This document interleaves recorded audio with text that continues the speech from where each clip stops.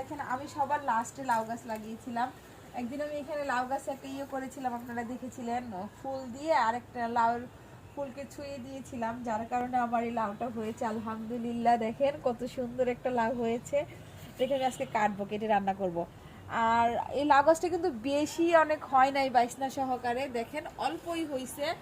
তারপরেও যে আল্লাহ পাক রিজিকের মালিক হচ্ছেন, মহান সৃষ্টিকর্তা, তিনি আসলে ওনার চিন্তা সবার উপরে, সবার আওতার বাইরে। আমার এখন লাউ গাছটা থেকে আমি লাউটা কাটবো। দেখেন আমি তো ভাবতেই পাই না এত সুন্দর লাউ হবে। এটা কিন্তু আরো বড় হতো, কিন্তু আমি রমজান মাস তো কি করব বলেন, এত বড় লাউ হলে কে খাবে, তার জন্য অল্প ছোট থাকতেই কেটে ফেলেছি। দেখা যাক ইনশাল্লাহ আরো যদি হয় আপনাদের সাথে শেয়ার করব অবশ্যই। আল্লাহ হাফেজ।